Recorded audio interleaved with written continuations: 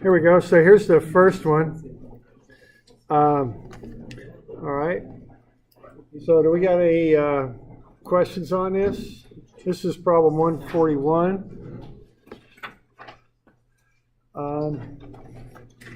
Any questions on this one? Now, this one I give you a lot of intermediate answers so you can kind of, track and see how it's going. If you get off track, obviously you got to stop and get back on track, for this one to work. Okay? You doing all right? Now, there is a very definite process to these. So, for instance, F1, this is how it goes. You take the 70-pound magnitude times the cosine of each of the angles with the x, y, and z axes, and that will get you the F1 vector. So 70, and what you want to do there is identify which angles refer to which axis. You just follow the curved line, basically, from the vector to the axis. That's the idea.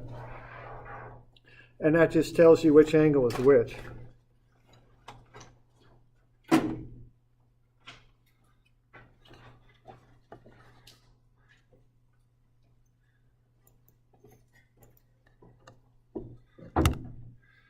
All right, so F1 there, if you want the angle to the x-axis, it would be right there, 72.36. And then, to the y-axis, you're going to come around that way, 120.34. And then the last one is the z-axis. And that looks like that one, okay? 39.06, okay? So that's basically how you build those, all right? You just find the angle with the given axes, multiply through by the magnitude. That will get you the x, y, and z components. Now be a little careful on this one here. That's 57 degrees, but it's with the negative z-axis. So you can't go saying, it's cosine of just negative 57. That's not going to work because the cosine of negative 57 is a positive number. So you want to be careful on that. Either put the negative sign outside the cosine or use the actual angle with the positive z, which would be that. And that would be 123 degrees. Okay. So we're doing all right with that? Then you get the vectors and you add up the like components. And that will get you the resultant. All right, add them up and take a square root of some of the squares, and that'll get you the magnitude. Okay.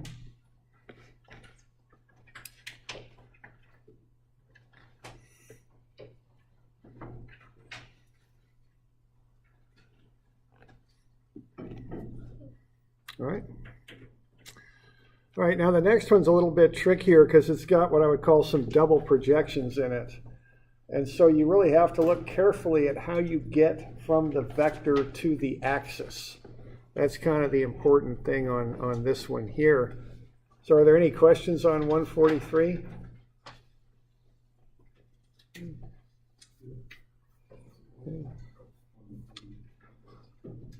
Okay, now F2 is pretty straightforward. You're just given those angles. You do have one that's negative, but F2, you got those three angles pretty much just given again. So F2 is pretty straightforward.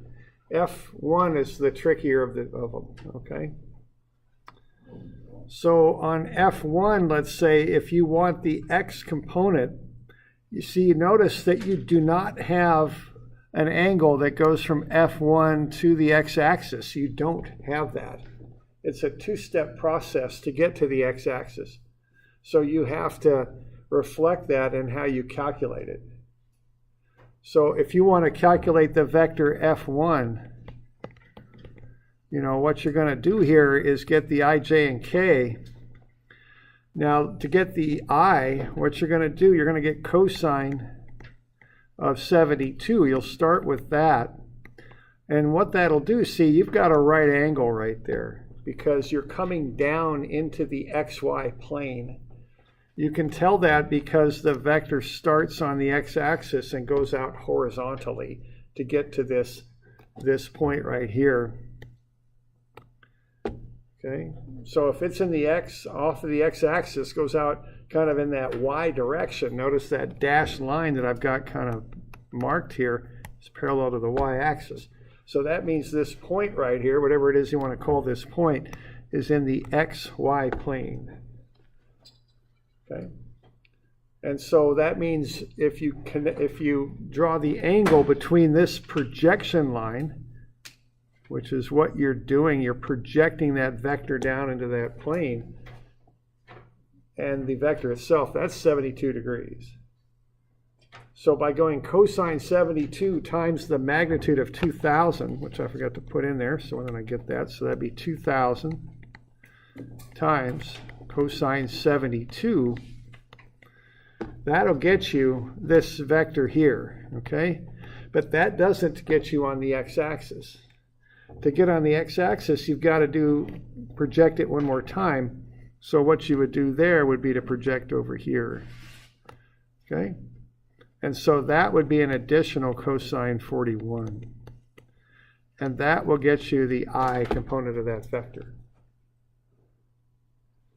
So that's two steps. Once down into the xy plane, and then a second step to get over to the x-axis.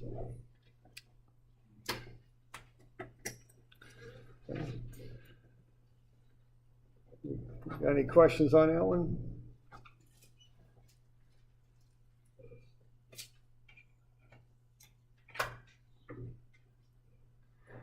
Okay. Now you got the other two to get. Probably let you do those, but are we okay with that?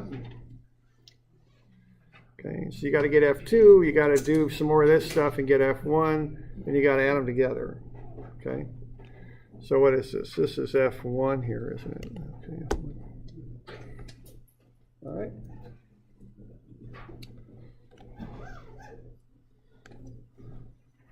Okay.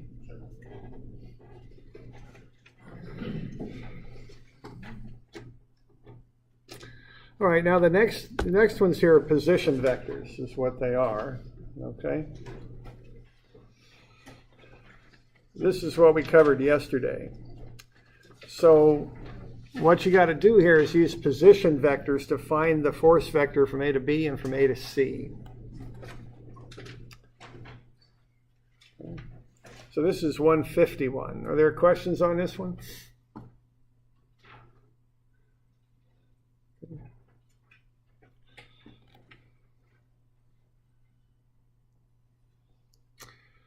So step one here is to find the coordinates of the points. So what you're doing there to accomplish that is you're seeing what the dashed lines are parallel to. The dashed lines are dimension lines. So for instance, to get to point B, this dashed line right here is parallel to the x-axis. So that means you're going back 4. So that's a -4.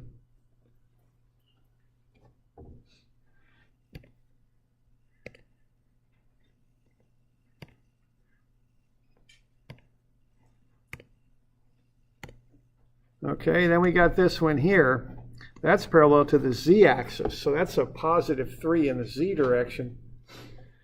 And then that 5 is parallel to the y-axis. So one skill you want to acquire for this class is being able to read these dimensions.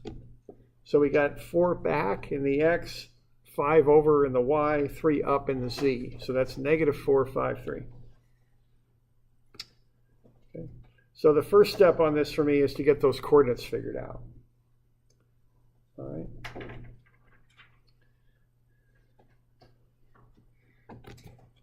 So we good with that?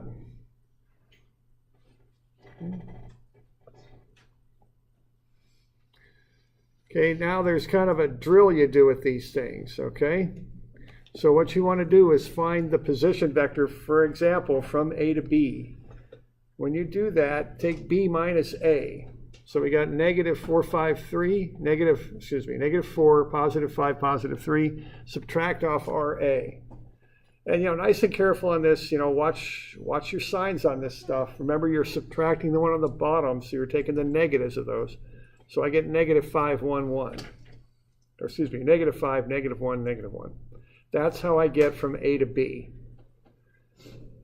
And what I'll do, I'll kind of look at that. I'll go, am I going back in the X5? Yeah, looks about right. Going back 5. Am I going back in the negative Y direction? Am I going 1 negative in the negative Y direction? And yeah, that looks about right. Okay, and then am I going up? Down in the Z1?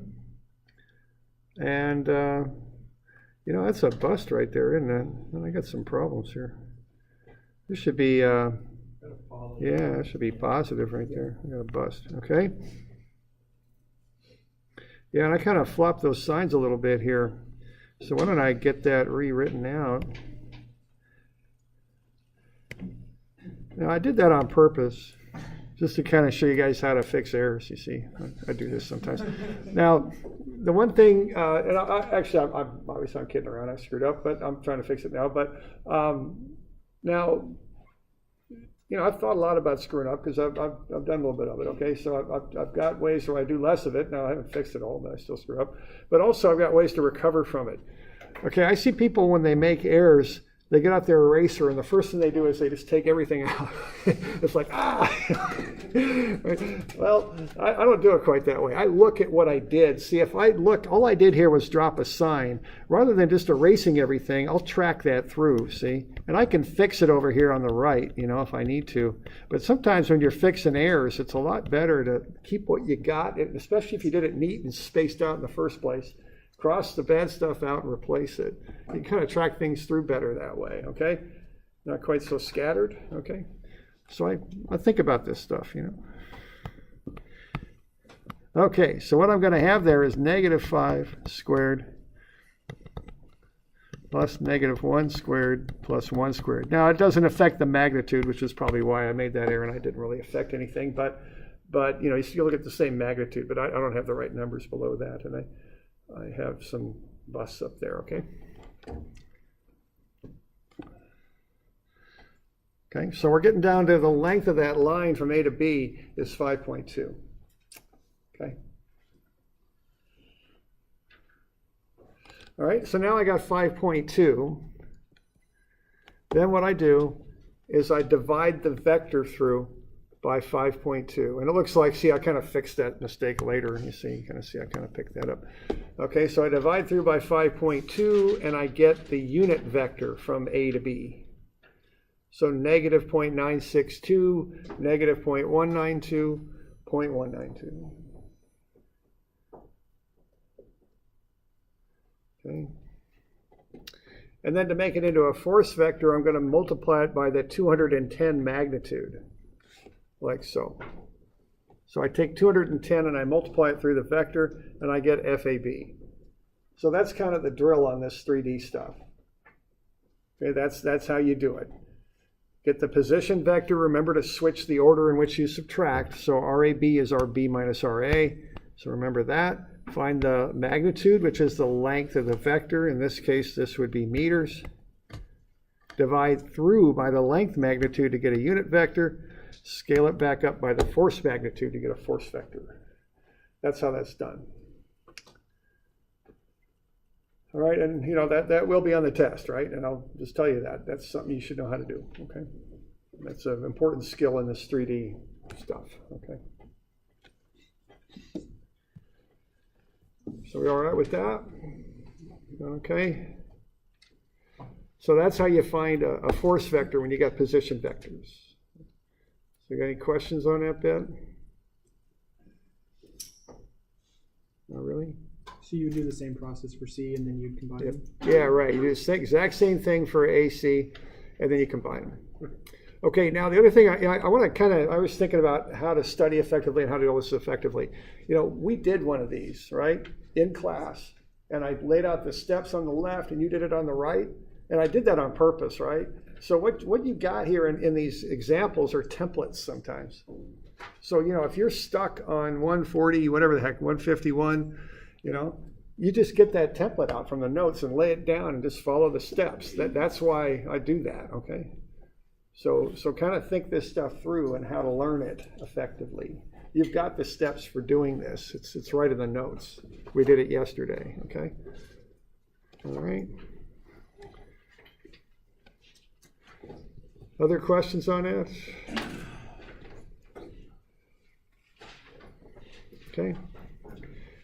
Now this next one here is just a little bit trickier because you're not given a direct read on the coordinate of point B. You got to realize that thing is a hinged door. It's hinged on the x-axis and it's moving. It's below the xy plane. It's kind of hinging down from the x-axis and it's below the xy plane.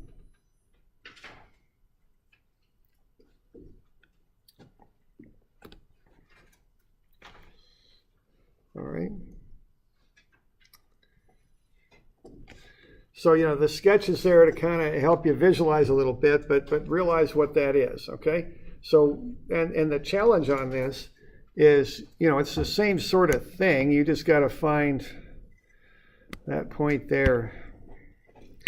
I'm just having lots of trouble with that pen. There we go. And then this point here. And then you know the force magnitudes. You got to make a unit vector for the force that goes from B to C, and then you've got to scale that up by the magnitude of the force. So you need a coordinate for point C, which I think you can get pretty easily, and you also need a coordinate then for point B, which is maybe a little bit more challenging. All right. So this one isn't quite as straightforward as the others. But I think the relationship to C there, and this is kind of a skill that we like to have when we're mechanical and civil engineers. We like to be able to see stuff, understand these angular relationships and analyze space. And we want to be able to see it in our mind's eye, okay? And actually, I've designed stuff. I've actually built little models in my office sometimes and paced stuff out and did this. And people think I'm kind of crazy, but it just helps me to see stuff, how big it is and how it all fits together. It's very important in civil and mechanical type engineering.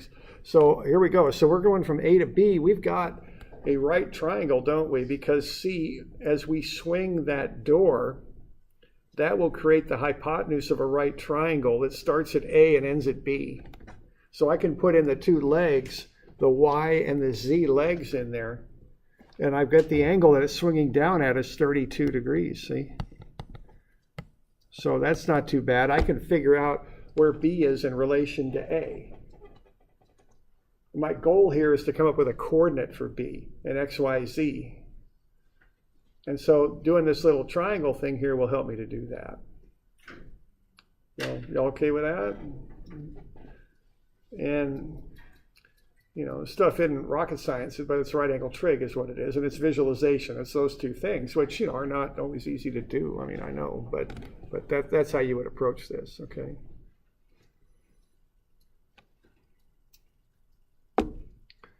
So I think you're going to get, cosine of 32 times 2.1. 2.1 is the length of the door. That's that hypotenuse. And that'll get you 1.78. So that's how far in the y direction it is from A to B. Okay? And you could do a little bit more trig on this and get a coordinate on that. All right? So that's 1.78.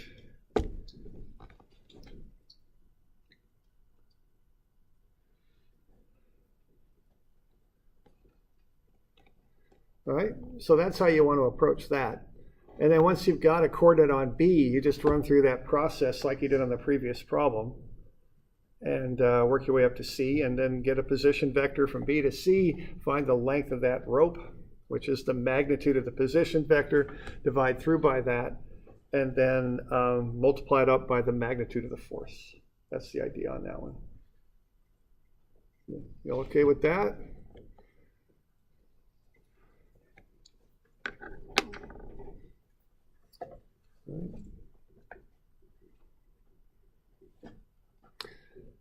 Other questions on any of these four? Because they're what's due tomorrow.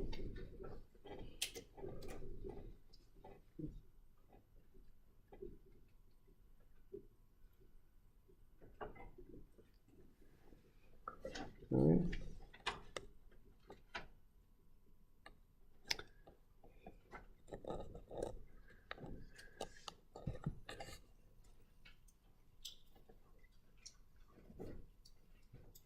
All right, so that's the drill on those, okay?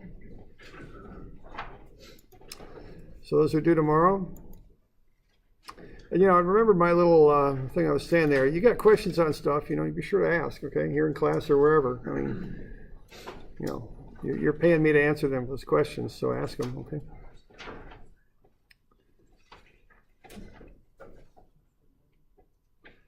All right, so we'll move on to the next one here. All right, and the next one is projections.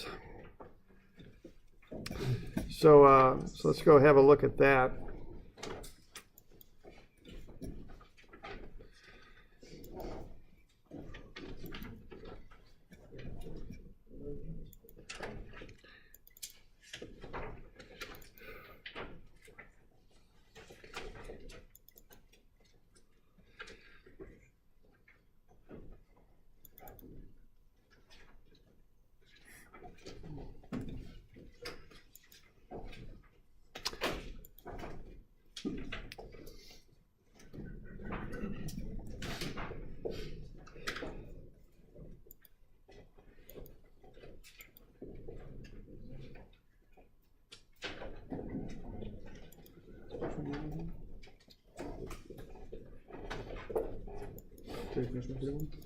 Do that one.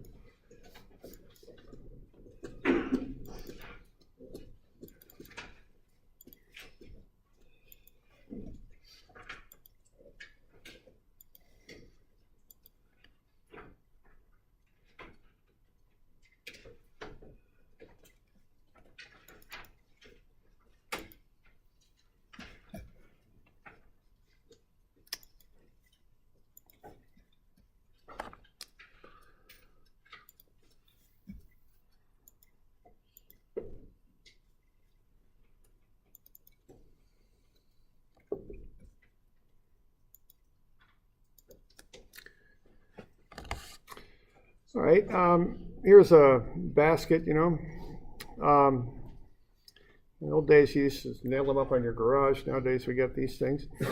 Now what's up is you don't want to, you got this base for the thing. Now the main weight I really think is in the backboard. The rim's a little bit, but mostly it's in the backboard. So you're supporting that weight is what you're doing.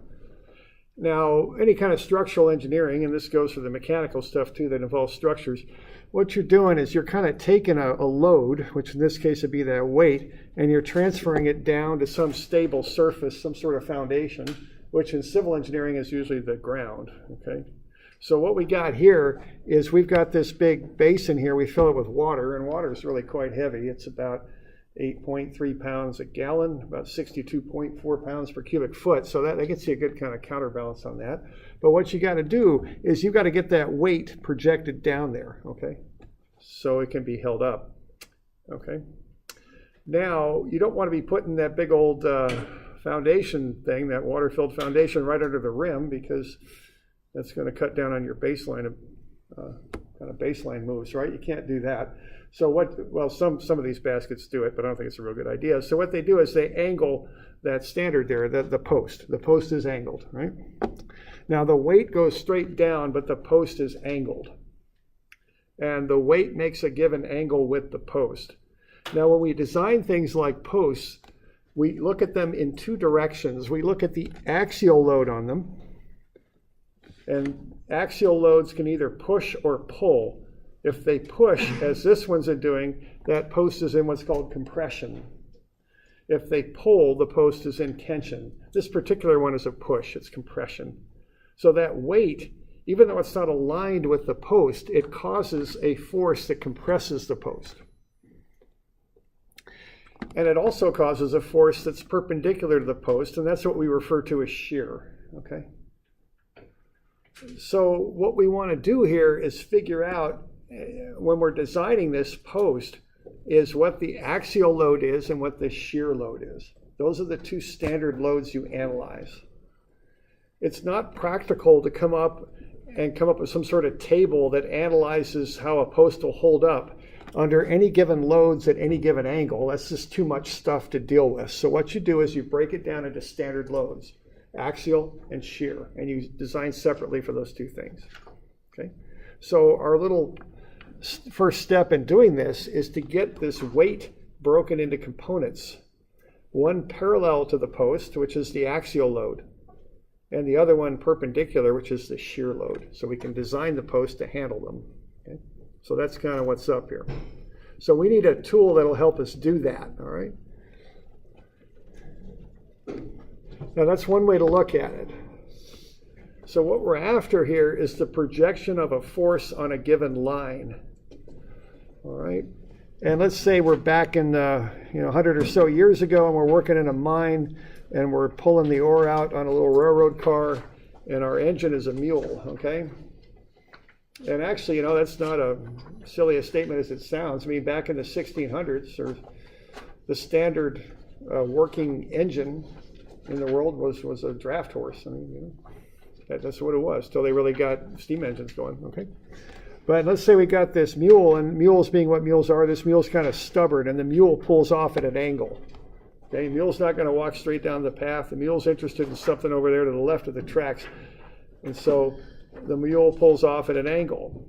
Now, what I would want to know here is what's the useful force I'm getting out of that mule to pull my little trailer there down the track, okay?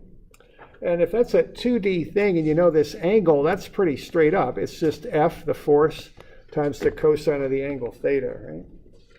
And I would call that F parallel, that's what those two dashes mean, to AB. That's not a standard symbol there, or standard terminology or anything, standard notation. What that is just something I made up, okay? So that's the force parallel to AB that we were getting out of the mule. That's kind of the useful force. It's F cosine theta. So if that's a 24-degree angle, and the pull is 200 newtons, it'd be 200 cosine 24 would be 183. Okay. Now that's usually pretty straightforward in 2D problems, but in 3 space, that angle theta can be pretty tough to find if you got 2 3D vectors. So we need a little mathematical tool that'll help us do that. And there is such a thing, and it's called the dot product. And if you take math, I think it's 254, you'll learn about this thing, okay? And we're going to go over the use of it right now for us.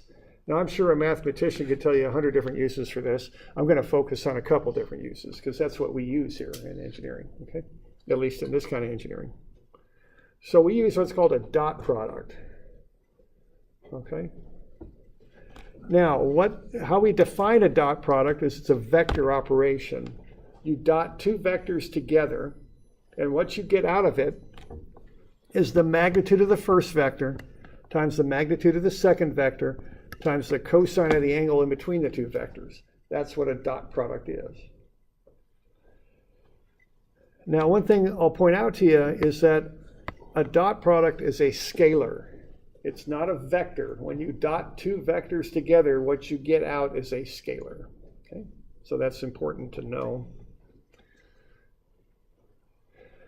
Now, the other thing I'll point out to you here is the cosine of 0 is 1, and the cosine of 90 is 0. Okay? Now, what that means is when you start dotting unit vectors together, if you dot like unit vectors together, I and I, j and j, and k, they're all equal to 1 when you dot like unit vectors together. Because the magnitudes of I, j, and k are 1, and they're parallel. I and I are parallel to each other, as are j and j and k. So the angle between them is 0. So if you take I dot I, you're going to take A, which is the magnitude of the first one, that's 1. B is the magnitude of the second, that's 1. And cosine 90 is 1. So you're taking 1 times 1 times 1, and it's 1. Okay? So when you dot 2 like unit vectors together, you get 1. When you dot 2 unlike unit vectors together, the angle between them is always 90. Cosine 90 is 0. So any of these unlike unit vectors that are dotted together get you 0. Okay? So if you're going to dot 2 vectors together, you use the distributive rule. You dot every component of A with every component of B and add the results together. All right? So what I've done, I've expanded these things. So I'm going to take AX, BX, AXBY, AXBZ, AYBX, AYBY, AYBZ, AZBX, AZBY, and AZBZ, okay? And anytime I'm dotting these unlike components together, X and Y or X and Z or Y and Z or Z and Y, X or whatever, that zeroes out. So when I do this distributed process and get this basically a 3 by 3 matrix, here is what it is. 6 of the terms just go away, all right? They're gone, which is good. I got 3 to deal with though, and that's AXBX, I dot I, AYBY, J dot J, and AZBZ, K dot K. I dot I and J dot J and K dot K are all 1. Okay, as we just showed right up there. So when you do a dot product, that's what you do. You just multiply the like components together, and then you add them up. And I believe that's on your formula sheet when you need it. Okay, on the left, a little ways down, I think. Okay. So I just talked at you for 5 minutes there, but the bottom line is right here. Here's what you get when you dot 2 vectors together. You multiply the like components together and you add them up and you get a number, not a vector, but a number. And what that number equals is the magnitude of A times the magnitude of B times the cosine of the angle in between the 2 vectors. That's the bottom line right there. Okay. And this is called a dot product. And some mathematician invented this thing at some point in the past. And as is often the case, some scientist or engineer comes along and looks at this model that a mathematician made and says, hey, I can use that to describe such and such. And we're going to use it, okay? So I've got an example there. If I dot A, which is 3 minus 4, 2, and B, which is 2, 5, minus 6, and I dot them together, I just take the like components, I multiply them together, add up the products, and I get negative 26. That's all there is in that example. That's all there is to it, okay, to doing a dot product. Okay. Now we want to do something useful with it. And what we can do with this thing, from our point of view here, is we can find the projection of a force onto a line. So let's say I got a FBC there, and I want to know how much of FBC creates compression, an axial force on that line. Okay, so I want to find that force right there caused by BC. How am I going to do that? Okay. So what I know is that the magnitude of that force is going to be FBC, whatever that happens to be, times the cosine of the angle between the force and the line. Okay? So what that is FBC cosine theta. Now I can jigger with that mathematically just a little bit and put a factor of 1 in there. That's not going to change anything. So I can call FBC cosine theta FBC times 1 times cosine theta. And when I do that, I'm going to see that that's going to start to look a little bit like what I got for a dot product, isn't it? Because what I got for a dot product is A dot B is AB cosine theta. Okay? So A will be FBC, B will be 1, and cosine theta will be cosine theta, okay? So what I'm going to do here to get the projection of FBC onto that line is I'm going to take FBC, which is represented here in the formula by A, and I'm going to dot it by a second vector, but I want the vector that describes the line here from B to A to have a magnitude of 1. So it'll match the derivation I just did there. So I'm going to make that a unit vector, UBA. Okay, that's the one little thing I got to remember here. So I'm going to take FBC, but I'm not going to dot it with the position vector from B to A. I'm going to use the unit position vector from B to A. And if I do that, what's going to pop out is that axial force from B to A. It just come right out. So this is how you do these projections using a dot product. You take the force vector and you dot it with the unit position vector of the line you want to project onto. Okay? You okay with that?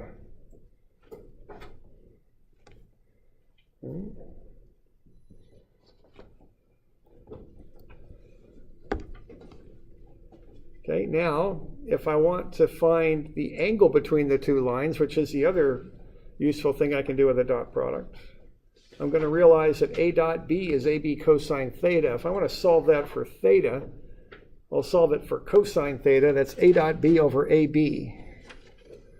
Now, vector A over A is UA. Vector B over B is UB. So if I dot the two unit vectors together, they equal the cosine of the angle between the vectors. So that's another thing I can do with a dot product. So things that are useful to me in this type of engineering is I can find the projection of a force onto a line with a dot product, and I can find the angle between two lines with the dot product. Okay?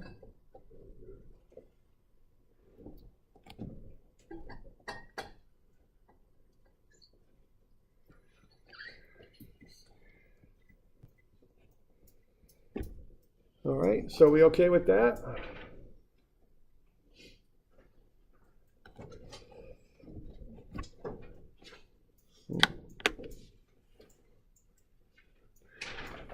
Where are we? Okay. All right, let's have a look. Let's find the projection of FBC onto line AB. Okay, and what that's going to be is the compressive force, compression in AB caused by FBC. I've got 300 newtons. I've got the coordinates there. Once you get the coordinates of those points filled in, two of them ought to be pretty easy. Well, actually, they're all pretty straightforward, but see if you can fill those in, the coordinates of A, B, and C. So what page am I on? I'm on 210.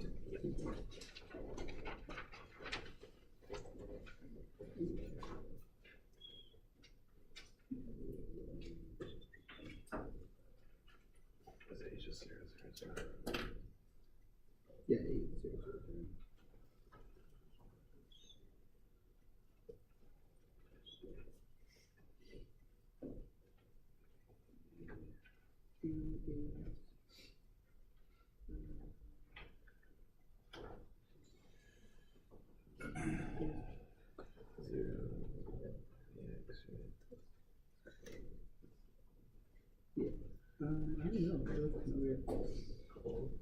No, it's not. It's 4.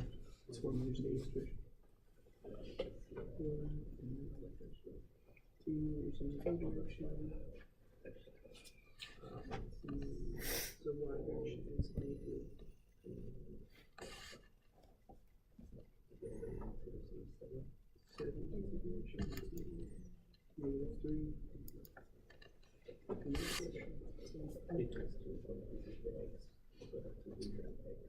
C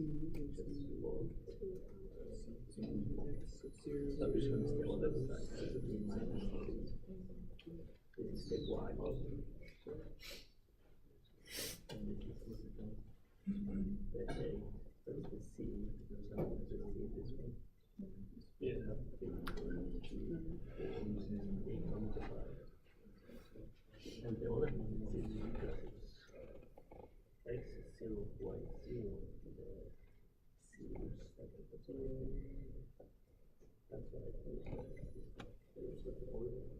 Okay.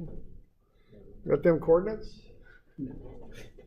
Here's a question. Maybe I'm just reading it wrong. So C and B are in line together? Well, your 2 points are in line, so that's not, you know. Well, I mean, but they're parallel on an XY plane together. No, I wouldn't say. Because here it says that B is 5 meters up on the x-axis, but here it says C is 7 meters up. But there's like a dotted line there. Yeah, you're Is there a weird angle? Is that angle up? Yeah. Okay. Yeah, okay, thanks. That's all I need. I got it.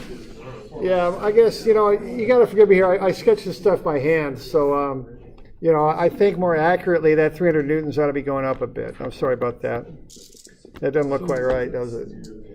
So because the Z for B is 5 and the Z for C is 7, I didn't mean to imply that those were parallel there, that that was parallel to the x-axis.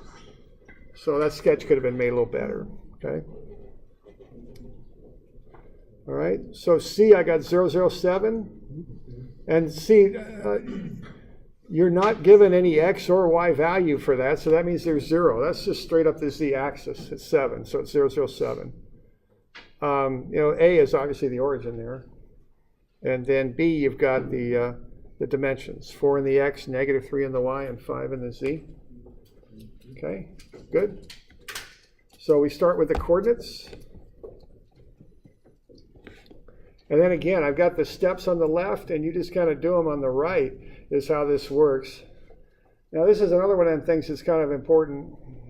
So just get this one figured out and flow chart it, I do this, I do that, I do that. That's really how you study for this stuff, I think. You break it up into steps, and you learn the steps to do such and such. Okay?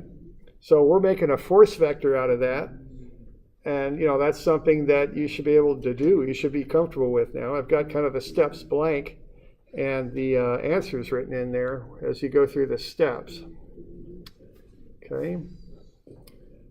And we can kind of work our way through that, where you're going to take the difference in the vectors and, get the position vector, find its magnitude. Remember, we don't use those magnitude symbols like they do in math. For some reason, engineering books don't. Just if you got an arrow on it, it's a vector. If you don't, it's a magnitude. And then find the magnitude, divide through, and you'll get the unit, and then factor up by the magnitude of force. Okay? I don't know if we're going to get too much further than that today, so why don't we, at least for class here, call it good. Why don't you get that worked out for tomorrow? We'll just leave it at that for the stuff to do. Okay, just get that. Be sure you can work through that for tomorrow, okay? I have a quick question. Yeah.